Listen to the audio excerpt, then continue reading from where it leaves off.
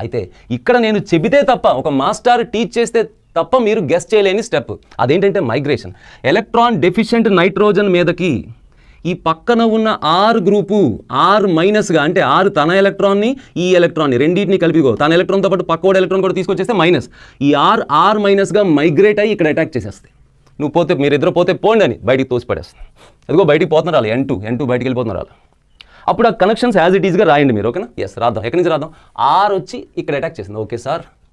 ఇగో N2 బయటికి పోయింది, are వచ్చి Nకి కనెక్ట్ అయింది, ఆర్ ఎన్ మీద 2 లోన్ పేర్లు రాస్తాను. ఆ N ఎవరికి కనెక్ట్ అయింది? Cకి. ఆ C మీద పైకి ఏముంది? Double bond. ఇంకేముంది? C తన ఎలక్ట్రాన్ పోగొట్టుకుంది, కార్బన్ తన ఎలక్ట్రాన్ పోగొట్టుకుంటే, మన ఎలక్ట్రాన్ మనం పోగొట్టుకుంటే మన మీద ప్లస్ ఛార్జ్ వస్తుంది, కార్బన్ మీద ప్లస్ ఛార్జ్ అని ఎక్స్పెక్ట్ చేయాలి మనం.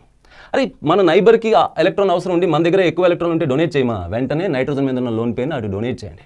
డొనేట్ చేస్తే అప్పుడు మీకు వస్తుంది RN lone pair, double bond C, double bond O. ఇది కదా, దీన్నే ఐసోసయనేట్ అంటామని అక్కడ రాశాను నేను. ఐసోసయనేట్, దాన్నే ఐసోసైనేట్ అంటామని రాశాను అక్కడ. ఈ ఐసోసైనేట్ ప్రొడక్టా? కాదు. ఐసోసైనేట్ వచ్చాక ఐసోసైనేట్ని హైడ్రాలసిస్ చేస్తే, ఈరోజు అంటే ఎక్కువ దాహం వేసేస్తుంది, సారీ.